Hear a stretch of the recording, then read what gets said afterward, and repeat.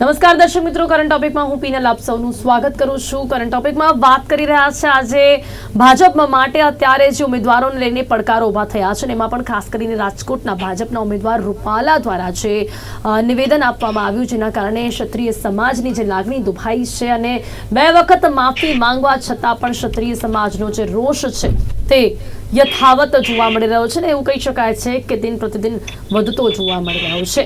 આજે પણ અમદાવાદ અને બીજા અન્ય શહેરોમાં પણ ક્ષત્રિય સમાજની જે મહિલાઓ છે તેમના દ્વારા કલેક્ટરને આવેદનપત્ર આપવામાં આવ્યું છે અને સાથે જ રૂપાલા સામે કાર્યવાહી કરવાની માંગ પણ કરવામાં આવી રહી છે અને હવે તો વાત ત્યાં સુધી જઈ રહી છે કે રૂપાલાની ઉમેદવારી રદ નહીં થાય ત્યાં સુધી જ અમે વિરોધ ચાલુ રાખીશું। તો હવે વાત જો અન્ય બેઠકોની પણ કરીએ તો જે પ્રકારે પહેલા રમણ વોરાને લઈને જેમણે રમણ વોરાએ જે નિવેદન આપ્યું તેને લઈને પણ જે પ્રકારે વિવાદ ઊભો થયો, સૌથી પહેલા વડોદરાથી શરૂઆત થઈ, રંજન ભટ્ટના કારણે પણ વિરોધ ઊભો થયો, ત્યાં ઉમેદવારી જે છે તે બદલવી પડીને હવે અલગ અલગ જગ્યાઓ પર ઉમેદવારોને લઈને વિરોધ જોવા મળી રહ્યો છે। ક્ષત્રિય સમાજ સાથે જે બેઠકનું આયોજન કરવામાં આવ્યું, મુખ્યમંત્રી જે છે તેઓ સાથે બેઠક કરી રહ્યા છે, CR પાટીલ અપીલ કરી રહ્યા છે ક્ષત્રિય સમાજને, તેમણે અપીલ કરી છે કે હવે ક્ષત્રિય સમાજ શાંત થાય, રૂપાલાએ માફી માંગી લીધી છે, પરંતુ જે પ્રકારની સ્થિતિ અહીંયા જોવા મળી રહી છે, જેવું પહેલા કોંગ્રેસમાં વધુ આપણને જોવા મળતું કે કોંગ્રેસ જેમ ઉમેદવારોના નામોની જાહેરાત કરે તેવું ક્યાંક આપણને તોડફોડ જોવા મળે તો ક્યાંક વિરોધ જોવા મળે, ચોક્કસપણે ત્યાં પણ કદાચ હશે, પરંતુ અત્યારે સામે નથી જોવા મળી રહ્યું, કારણ કે ભાજપના ઉમેદવારોને લઈને જે વિરોધ છે તે અત્યારે સૌથી વધારે ચર્ચાનો વિષય બની ગયો છે। પરંતુ સવાલ એ ઊભો થાય છે કે જે પ્રકારે ભાજપ છે ગુજરાતની 26 બેઠકો જીતવાનો દાવો કરી રહી છે, તે ક્યાંક હવે જે દાવો છે તે જે પ્રકારે જે ભાજપને વિશ્વાસ છે તે પ્રકારે તે 26 બેઠકો ભાજપ જીતી શકશે અને એની સાથે સાથે ક્યાંક ને ક્યાંક આ જે ઉમેદવારો છે તેમના જે પ્રકારના નિવેદનો સામે આવી રહ્યા છે તે ક્યાંક ભાજપ માટે પડકારરૂપ સાબિત થઈ શકે છે કે કેમ, શું આ વખતે પણ ભાજપ આ ડેમેજ કંટ્રોલ કરવામાં સફળ રહેશે? તમામ મુદ્દાઓ પર કરીશું ચર્ચા, જેની માટે મારી સાથે અહીંયા જોડાઈ ગયા છે અરવિંદ જોબનપુત્ર, રાજકીય વિશ્લેષક, પ્રશાંતભાઈ ગઢવી, રાજકીય વિશ્લેષક, પટેલ છે કોંગ્રેસમાંથી જોડાયા છે। આપ સૌનું સ્વાગત છે। જે પ્રકારની સ્થિતિ જોવા મળી રહી છે, અરવિંદભાઈ શું કહેશો? બેઠક કરવામાં આવી છે, જે રીતે રૂપાલાનું જે નિવેદન છે એ નિવેદન પછી ક્ષત્રિય સમાજ જે પ્રકારે નારાજ જોવા મળી રહ્યો છે, દરેક શહેરમાં અત્યારે આપણે જોઈ શકીએ છીએ પુરુષોત્તમ રૂપાલાને લઈને વિરોધ જોવા મળી રહ્યો છે। ભાજપ તુજસે બેર નહીં પરંતુ પુરુષોત્તમ રૂપાલા તેરી ખેર નહીં, આ પ્રકારના બેનરોની સાથે ક્ષત્રિય સમાજ અને ક્ષત્રિય સમાજની મહિલાઓ વિરોધ કરી રહી છે। કેટલી અસર જોવા મળશે અને માફી માંગ્યા પછી પણ આ જે વિરોધ છે તે યથાવત જોવા મળી રહ્યું છે, શું કારણો લાગે છે અરવિંદભાઈ? આ વખતની આપણે ચૂંટણી જોઈએ તો ભારતીય જનતા પાર્ટી માટે ખાસ કરીને ઉમેદવારોની પસંદગી તેમજ હલકી ટિપ્પણીને લઈને ખૂબ જ કશમકશની પરિસ્થિતિ સર્જાઈ છે।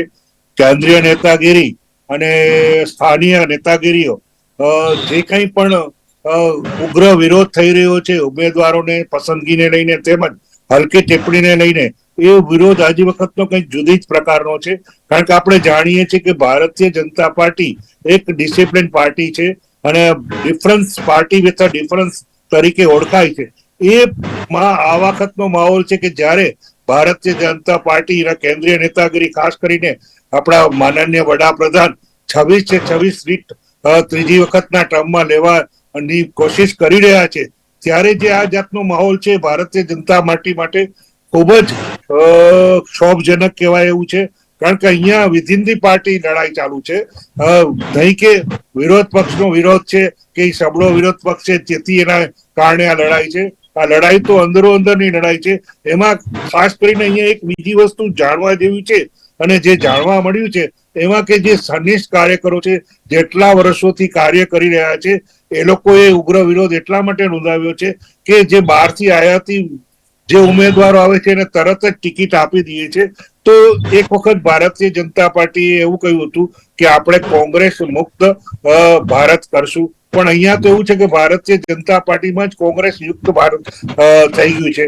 તો આ બધો વિરોધ એક સબળ રૂપે વિરોધ ચાલુ થઈ રહ્યો છે। એમાં ખાસ કરીને પુરુષોત્તમ રૂપાલાએ જે 25મી માર્ચે જે જાતની ટિપ્પણી, હલકી ટિપ્પણી ક્ષત્રિય સમાજ ઉપર કરી હતી, તો ક્ષત્રિય સમાજનો ઉગ્ર વિરોધ થયો હતો। એમને એમ કે તો આ એમને 2 વખત માફી માંગવા છતાં પણ ઉગ્ર શબ્દો નથી.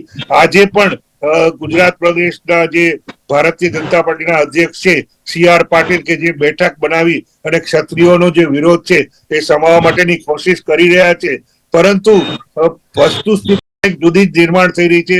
અમદાવાદમાં પણ આને લઈને ક્ષત્રિય સમાજો રેલી કાઢે છે.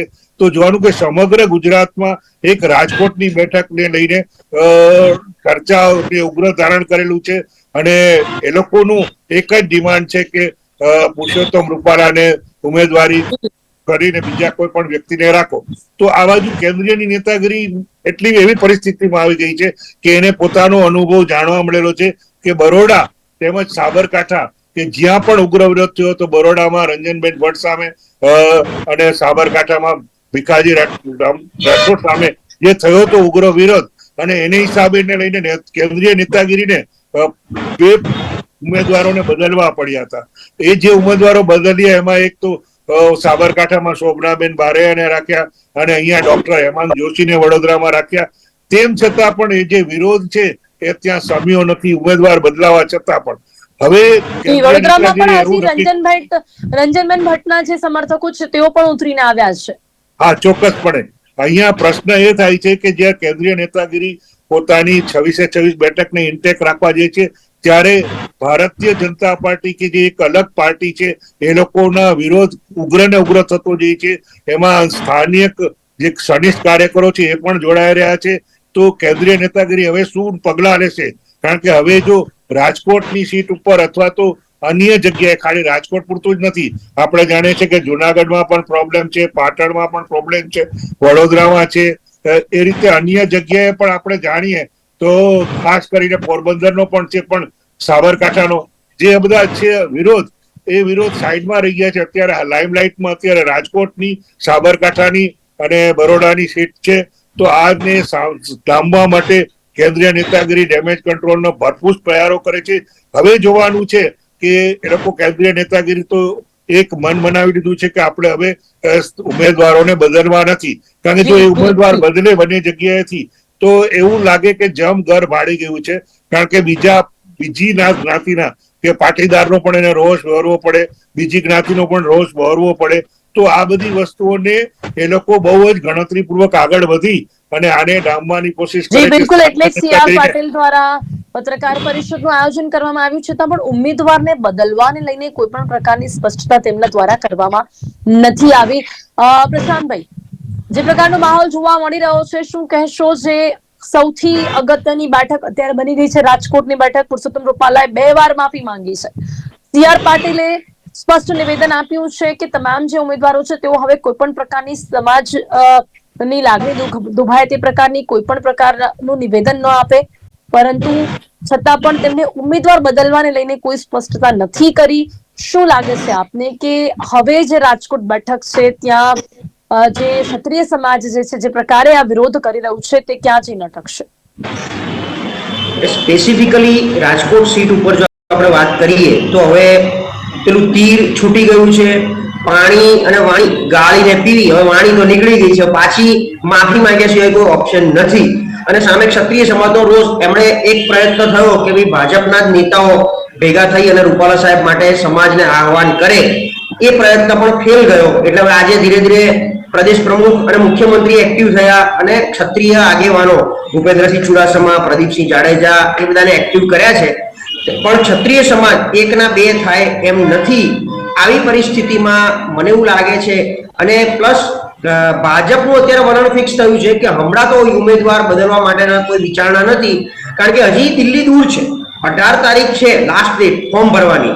ત્યાં સુધી જો થાય તો પ્રયત્ન કરીએ મનાવવાનો, કરાવવાનો, ફસાવાનો, પટાવવાનો, પણ જો ના થાય તો પછી કંઈક વિચારાય. એવી પરિસ્થિતિમાં 2 વસ્તુ આવે છે સામે. એક આપણે ગઈકાલે વાત થઈ કે કદાચ પુરુષોત્તમ રૂપાલા સામે ચાલીને વિડ્રો કરે કે ભાઈ સમાજનો આટલો બધો વિરોધ છે અને અહીંયા આ વાતાવરણની અંદર મને પોતાને પણ આ ચૂંટણી લડવી યોગ્ય લાગતી નથી, તો હું આને વિડ્રો કરું છું. અને કાં પછી મોહનભાઈ કુંડારીયા ડમી ફોર્મ ભર્યું છે, કોઈ કારણસર ડમી ફોર્મને કેવી રીતે માન્ય કરાવવું, ફોર્મ ભરાવડાવીને પણ, તો ઘીના ઢામમાં ઘી પડે કે ભાઈ હવે રૂપાલા સાહેબ ઉમેદવાર નથી તો તમે લોકો હવે શાંત થઈ જાઓ.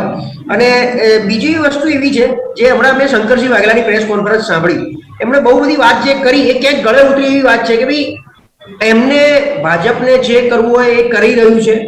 રૂપાલા જે બોલ્યા એ ભાજપને માન્ય છે, કારણ કે રૂપાલા છેલ્લે ભાજપના પ્રતિનિધિ તરીકે બોલ્યા છે, એ પર્સનલી પુરુષોત્તમ રૂપાલા તરીકે નથી બોલ્યા. તો આમાં ભાજપ બી મન મક્કમ કરીને જો બેસે તો પછી મને એવું લાગે છે આની અસર બહુ, આના પડઘા બહુ દૂર સુધી જાય. ખાલી ગુજરાતમાં નહીં, બીજે બધે પણ સપોઝ પડે. અને ખુદ ગુજરાતની આપણે જો વાત કરીએ તો લગભગ 7 થી 8 સીટો એવી છે જ્યાં આની અસર થશે. હવે તો ક્ષત્રિય સમાજ અને એના સંગઠનો, કારણ કે 90 જેટલા અલગ અલગ સંગઠન, એની સંકલન સમિતિ, ભાજપના ક્ષત્રિય આગેવાન, કોંગ્રેસના ક્ષત્રિય આગેવાન, ખુદ કોંગ્રેસના પ્રદેશ પ્રમુખ શક્તિસિંહ ગોહિલ પણ ક્ષત્રિય છે. એટલે એ લોકો શું રણનીતિ બનાવે છે, જો આની ઉપર અડગ રહે તો રાજકોટ સીટ ઉપર 1.5 થી 2 લાખ પાટીદાર મતદારો છે અને બહુ જ ઓછા પ્રમાણમાં, પણ એવા નિર્ણાયક નથી, પણ યસ નુકસાન કરે એવા ક્ષત્રિય મતદારો છે. તો સીટ જીતવી છે. અને કારણ કે ઓવરઓલ 4% ક્ષત્રિય છે ગુજરાતમાં. 4% તમે જોવા જાવ તો 8 સીટો પર લીડ ઓછી થાય ભારતીય જનતા પાર્ટી જો આ વસ્તુ થાય તો. કારણ કે હજી પણ ક્યાંક 26માં 2-3 સીટને બાદ કરતા એવું કે વાતાવરણ નથી કે કોંગ્રેસ 10 સીટો કે ડબલ ડિજિટમાં સીટો જીતી શકે. તો કાં તો ભાજપ રિસ્ક લેવા તૈયાર છે કે ભલે 1-2 સીટ ઉપર નાની મોટી અસર થાય, લીડ ઓછી થાય, પણ અમે આ રીતે મક્કમ. કારણ કે હવે જો ભાજપ થોડી ઘણી પીછેહટ કરે, સૌથી પહેલા જો રૂપાલા સાહેબને બદલે તો એવું જાહેર થાય કે ભાજપ ક્ષત્રિય સામે ઝૂકી ગયું, જે મને લાગે છે ભાજપને પોસાય એવું નથી ઈગોની દ્રષ્ટિએ. તો આમાં વચગાળાનો રસ્તો પણ હવે નીકળે એવો દેખાતો નથી. તો શું કરવું? કાં તો બાય ચડાવો. અને આમ બી લગભગ પોણું ક્ષત્રિય સંગઠન, પોણા ક્ષત્રિય સમાજના આગેવાનો ભાજપમાંથી આવે છે, ભાજપમાંથી ધારાસભ્યો પણ થયેલા છે. એટલે એ લોકો તો કઈ બોલી નહીં શકે, બહુ તો એ લોકો કાલ ઉઠી સમાજમાં વચ્ચે નહીં જઈ શકે. પણ મને એવું લાગે છે ભાજપ જો આને અડગ રહે તો આગળ જતા એવું થાય કે ક્ષત્રિયના 25-50 વોટ અમારે નથી જોઈતા. કદાચ આ રણનીતિ પણ ભાજપ એપ્લાય કરી શકે. કારણ પણ કે જો નથી જોઈતા એ પ્રકારે આગળ વધે ભાજપ, તો શું આપને નથી લાગતું કે, કારણ કે માત્ર રાજકોટ પૂરતું સીમિત નથી રહ્યું, હવે અમદાવાદમાં પણ આજે તેને લઈને કલેક્ટર કચેરી ખાતે પહોંચ્યા છે. તો હવે જો અન્ય જગ્યાઓ પર પણ એના પડઘા જોવા મળી રહ્યા હોય ત્યારે મોટું નુકસાન થવાની શક્યતા નથી લાગતી આપ? 4% ક્ષત્રિય વોટ છે અને એની સાથે સાથે આ આવેદન પત્ર સાથે એફઆઈઆર. હવે જો એફઆઈઆર થાય તો ડેફિનેટલી ઉમેદવાર જ પાછો ખેંચવા પડે, બરાબર છે? કારણ કે એફઆઈઆર અત્યારે તાજેતરમાં થાય. હવે એ તમે એ બી જુઓ કે આ વસ્તુ જો છેલ્લા 10 દિવસથી ચાલે છે, 4 દિવસથી 5 દિવસથી, હાલમાં એક પણ એફઆઈઆર નોંધાઈ નથી રૂપાલા સાહેબ વિરુદ્ધ. એટલે નોંધાઈ હોય તો એની પર એક્શન લેવાઈ નથી. ક્યાંક એમને જવાબ આપવો પડ્યો હોય, ક્યાંક એમણે એટલે હાજર થયા હોય, એવું ક્યાંય આવતું નથી. તો શું આમાં સરકારનું વલણ શું છે? ક્યાંક રૂપાલા સાહેબને બચાવવાનો પ્રયત્ન થઈ રહ્યો છે, ક્યાંક એમના વિરુદ્ધ એફઆઈઆર ના થાય એનો ખેલ પડી રહ્યો છે, એ પણ જોવાનું છે. બાકી જો જે નુકસાન કરવાનું છે ક્ષત્રિયો કરવાના જ છે. એ લીડ થી લઈ અને સીટ સુધી પણ આવશે. અમુક સીટો એવી હશે જ્યાં ક્ષત્રિય અને પાટીદારો ભેગા થઈને વિરોધ કરી રહ્યા છે ભાજપના ઉમેદવારનો, તો એવી સીટ પણ જે કદાચ અત્યારે ભાજપની પણ ગણતરીમાં ના હોય. જેમ કે પાટણ સીટ ઉપર પાટીદાર સેનાએ, પાટીદાર આંદોલન વાળાએ, પાસ વાળાએ ભેગા થઈ અને સોગંદ ખવડાયા ખોડિયારમાંના કે ભાઈ આપણે ચંદન ઠાકોરને લોકસભામાં મોકલવાના છે, કોંગ્રેસના ઉમેદવાર. આ બધું ક્યાંક આવી રીતે ભેગું પણ થઈ શકે છે. અરવલ્લી જેમ સાબરકાંઠાની વાત છે તો ત્યાં ક્ષત્રિય અને આદિવાસી ભેગા થઈ અને ભાજપને હરાઈ શકે છે. તો 5 સીટો ઉપર નુકસાન ભાજપને 100% થાય. એટલે હવે એ દિવસ દૂર નથી કે 26 માંથી 26 ભાજપને મળતી હોય અને હેટ્રિક આવતી હોય, એ આપણે જોઈ શકતા નથી અત્યારે. જી ચોક્કસપણે અત્યારની સ્થિતિ જોતા તો એવું લાગે છે, પણ એ ન ભૂલવું કે ભાજપ ડેમેજ કંટ્રોલ કરવામાં સફળ રહેતું હોય છે. એ વિશે વાત કરીશું, પરંતુ નિકુલભાઈ, અત્યારે જે માહોલ જોવા મળી રહ્યો છે કે ભાજપમાં વિરોધના સૂર અને કોંગ્રેસ સુપર કુલ, એટલે કુલ અત્યારે કોંગ્રેસ છે એવું કહી શકાય છે. પણ ક્યાંક ને ક્યાંક આમાં કોંગ્રેસનો વિરોધ પણ કેટલો? કોંગ્રેસ આ સ્થિતિનો ફાયદો, કારણ કે રાજકારણમાં તો ફાયદો શબ્દ વપરાઈ જ શકાય, કેટલો ઉઠાવી શકે છે? આ બધામાં ક્ષત્રિય સમાજ વિરોધ કરી રહ્યો છે, પછી પાટીદારોનો વિરોધ પણ ક્યાંક છે, સાબરકાંઠા બેઠક પર વિરોધ છે. કોંગ્રેસ શું કરી રહી છે અત્યારે? કોંગ્રેસ ખાલી એને લાગે છે કે આ બધી સ્થિતિથી જ કોંગ્રેસને ફાયદો થઈ જશે, કે તમારી પણ રણનીતિ છે કોઈ? સૌ પ્રથમ તો ભારતીય જનતા પાર્ટી એટલે કે પાર્ટી વિથ ડિફરન્સ એવું આપણે સાંભળીએ છીએ. તો પાર્ટી વિથ ડિફરન્સમાં આપણે જો કે કઈ રીતના કોંગ્રેસમાંથી ગયેલા લોકોને ઉમેદવાર બનાવી અને સત્તામાં લઈ જવા માટે ભારતીય જનતા પાર્ટી કેટલું સક્ષમતાપૂર્વક કામ કરે છે આપણે સૌ જોઈએ છે. અને જે પાયાના ભારતીય જનતા પાર્ટીના કાર્યકર છે એ સેવામાં હંમેશા હાજર રહે છે. એ વસ્તુ આખી અલગ છે. અત્યારે જે મુદ્દો ચાલી રહ્યો છે કે ભાઈ રૂપાલાજી જે રીતના સ્વચ્છંદતાપૂર્વક કોઈ સમાજને જે રીતના તરછોડીને જે વાત કરી રહ્યા છે, તો એ ભાજપની જે શું કહેવાય કે એક જાતની શું કહેવાય એને કહેવાય કે મને શબ્દ યાદ નથી આવતો, પણ ભારતીય જનતા પાર્ટી કેટલા હદ સુધી પોતે એવું સમજી બેઠી છે કે અમે કોઈના માટે ગમે તે બોલીશું તો અમારું કશું કોઈ બગાડી શકવાના નથી.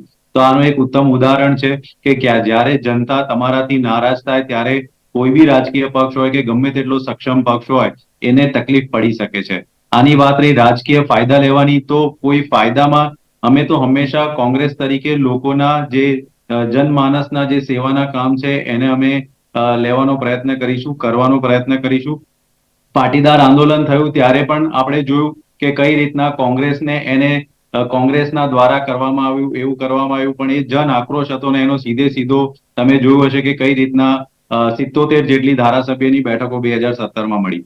હાલ આપણે વાત કરીએ કોંગ્રેસની, તો કોંગ્રેસ કુલ નથી. કોંગ્રેસ પોતાની રીતે જે બી રાજકારણની અંદર જે નીતિઓ છે એ બધી બનાવી રહી છે, અને દરેક જગ્યાના જે ઉમેદવારો છે ખૂબ જ વિચારશીલ રીતે અને શક્તિસિંહ ગોહિલના નેતૃત્વમાં અમે એ બધા ઉમેદવારો જાહેર કરી રહ્યા છે, અને દરેક જગ્યાએ અમારા ઉમેદવારો ખૂબ સક્ષમતાપૂર્વક પ્રચાર કરી રહ્યા છે, અને એનો સીધો અસર તમને ભારતીય જનતા પાર્ટીના ઉમેદવારોના જનમાનસ પર બી ખબર પડી રહી છે. હવે વડોદરા અને બનાસકાંઠાના સીટ તમે જોયું કે કેન્દ્રીય નેતૃત્વ કેટલું નિષ્ફળ છે ભારતીય જનતા પાર્ટીનું, એ ખ્યાલ આવી રહ્યો છે કે ઉમેદવાર જાહેર કર્યા પછી પણ એમણે બદલવું પડ્યું છે, અને બદલવાનું નામ ના આવે એટલા માટે ઉમેદવારોને સામેથી એવું ફોર્સ કરવામાં આવે છે કે તમે એવું કહો કે અમારે ચૂંટણી નથી લડવી. કદાચ રૂપાલા સાહેબના સિનારીઓમાં બી એ જ પરિસ્થિતિ આવશે કે એવું કહેશે કે હવે મારે જન આક્રોશ છે એટલે હું ચૂંટણી નથી લડવા માંગતો, પરંતુ આ જ જગ્યાએ CR પાટીલ સાહેબે એવું પણ આ સ્ટેટમેન્ટ સ્થિતિ તો આપ્યું કે કોંગ્રેસમાં હવે પણ જોવા મળી છે.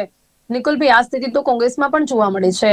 રોહન ગુપ્તાએ પણ એવું જ કર્યું આજે હતું, પછી એ તો ભાજપમાં જઈને ભળી પરિસ્થિતિ, ગયા.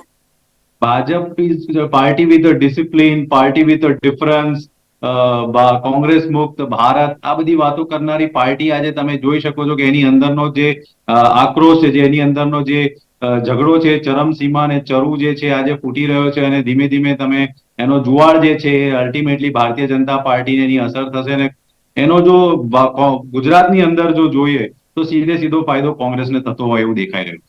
જી, મારો એ જ સવાલ છે કે સીધો ફાયદો તો કોંગ્રેસને થતો દેખાય છે નિકુલભાઈ, પણ કોંગ્રેસ પોતે શું કઈ રીતે તૈયાર છે? આ સીધો ફાયદો પરિસ્થિતિને લઈને કોંગ્રેસને કદાચ થઈ શકે એવું જોવા મળી રહ્યું છે, પણ કોંગ્રેસ કેટલી તૈયાર છે? કોંગ્રેસ પોતાના ઉમેદવારો તમે જોયું હશે જે રીતના આ વખતે 50 વર્ષની વય કરતા ઓછા કોંગ્રેસના જે મુદ્દાઓ છે મધ્યમ વર્ગ ને ગરીબ વર્ગને લઈને જે અમે અમારા જે ન્યાયના મુદ્દાઓ ડિક્લેર કરી રહ્યા છે, અને ભારતીય જનતા પાર્ટીની જે ગેરંટીઝ છે એની નિષ્ફળતાઓની જે અમે વાત કરી રહ્યા છે. તમે જુઓ દરેક જે હાલ આપણા ઉમેદવારો જે જાહેર થયા છે પોતાના મત વિસ્તારની અંદર પોતે સક્ષમતાપૂર્વક કોંગ્રેસના કામ કરી રહ્યા છે, ત્યાંના જનતાના અવાજ ઉઠાઈ રહ્યા છે, અને આટલો મોટો 3 દાયકાનો ભારતીય જનતા પાર્ટીનું શાસન હોવા છતાં પણ એ બધા ઉમેદવારો ત્યાં પોતાના જીતે છે અને ત્યાંના લોકોનો અવાજ બનીને પ્રતિનિધિત્વ કરી રહ્યા છે. તો એ જ બધો ડર આજે ભારતીય જનતા પાર્ટીની અંદર દેખાઈ રહ્યો છે, અને જે 26 બેઠક જીતવાનો જે દાવો 5 લાખ વોટથી આજે ભારતીય જનતા પાર્ટી કરી રહી છે, તો દેખાઈ રહ્યું છે કે સમગ્ર પાર્ટી બેકફૂટ પર જઈ રહી છે, અને આ ઉમેદવારો બદલવાના પાછળના મૂળભૂત કારણો બી આ જ છે કે એ લોકોએ જે ટાર્ગેટ્સ કર્યા છે હવે એમને અચીવ થતા દેખાતા નહીં રહ્યા. જી અરવિંદભાઈ, શું લાગે છે રૂપાલાનું જે આ નિવેદન છે એ ભાજપ માટે ગુજરાતની 26 બેઠકો જીતવા માટે કપરું ચઢાણ બની શકે છે, પડકાર ઉભો થઈ શકે છે મોટો 26 બેઠકો જીતવા માટે? ચોક્કસપણે પડકારો, પણ હવે જોવાનું એ છે કે વિરોધ પાર્ટી એટલે કે કોંગ્રેસ એ પોતાની 24 સીટ રાખેલી છે, 2 સીટ પર આમ આદમીના ઉમેદવારો રાખ્યા છે, આમ આદમી પાર્ટીના. તો અહીંયા જોવાનું છે કે કોંગ્રેસ આનો કેટલો લાભ લઈ શકે છે, કોંગ્રેસ પોતાના કાર્યકરોને કેટલા ઉત્સાહિત કરી શકે છે, અને એના જ દ્વારા કેટલા એમને મતમાં પરિવર્તન. કારણ કે અત્યારે જે માહોલ છે અત્યારે કેવું બહુ વધુ, પણ કારણ કે અત્યારે જે વિરોધ છે કદાચ 1 કે 2 સભા નરેન્દ્ર મોદીજી અથવા સ્ટાર વોલ્ટની અહીંયા થાય પછી પરિવર્તન કેવું આવે છે એ જોવાનું, કે બ્રેઇન વોશનું કાવું નરેન્દ્ર મોદીજી કેવું કરે છે. કારણ કે અત્યારે જે કઈ વોટ પડે છે એ નરેન્દ્ર મોદીજીના નામ પર પડે છે. અલબત્ત અહીંયા જે કઈ સ્થાનિક જે વિરોધ થયો છે એ બહુ જ ઉગ્ર વિરોધ થયો છે. ભારતીય જનતા પાર્ટી માટે આ એક નવીન વસ્તુ છે. આવી બધી વસ્તુ આપણે સામાન્યતઃ કોંગ્રેસ પાર્ટીમાં જોવા મળી છે કે કોંગ્રેસના ઉમેદવારો બળવો કરે છે ને આમ કરે છે. અહીંયા આખી પરિસ્થિતિ ઊંધી બતાવી છે. અને એ ખાસ કરીને ભારતીય જનતા પાર્ટી કે જે શિસ્તબદ્ધ પાર્ટી છે, અહીંયા જે આ માહોલ બતાવ્યો છે અને જે ખાલી એક સીટ ઉપર નથી, જુનાગઢની પણ તમે જુઓ કે જે રાજેશ ચુડાસમાની સામે પણ વિરોધ થઈ રહ્યો છે, કારણ કે અત્યારે જે લાઇમલાઇટમાં આપણે રાજકોટની સીટ લઈએ છીએ, પણ બીજી સીટોમાં પણ એટલી જ આક્રોશ વ્યક્ત થઈ રહ્યો છે. રાજેશમાં એક લોહાણા કોમ્યુનિટી છે કે જે ડોક્ટર ચકરી એને આત્મહત્યા કરવામાં સીધું નામ સંડોવાયેલું હતું રાજેશ ચુડાસમાનું. આ બીજી ટર્મ માટે પણ એને રિપીટ કરી આલે છે. એટલે એ લોહાણા સમાજનું કે જે મોટા ભાગનો મતદાર છે એ આનો વિરોધ કરી રહ્યો છે. તો અહીંયા પણ એ લોકોને થોડીક કાળજી રાખવી પડશે. જો એ લોકો ચૂંટી શકશે કે કેમ એ પણ સવાલ છે. એવી રીતે ભરૂચ છે, ભાવનગર છે, અલબત્ત એ લોકો અહીંયા કદાચ લીડ ઓછી કરી શકે. તો અહીંયા ટફ ફાઇટની જગ્યાએ હવે વિધિન ધી પાર્ટી જે લડાઈ છે એમાં એ લોકો કેટલું ડામી શકે છે ભારતીય જનતા પાર્ટી. એમાં જે પાટીલ સાહેબ છે એ જે ડેમેજ કંટ્રોલ ની વાત કરી રહ્યા છે કે હવે બે વાર માફી માંગી છે તો ક્ષત્રિય સમાજે માફ કરી દેવો જોઈએ. પણ જ્યાં આપણે સામી બાજુ જોઈએ છે કે ડિફરન્ટ મૂડ દેખાઈ રહ્યો છે. હવે કેટલા સમય સુધી ચાલે છે એ જોવાનું રહે છે.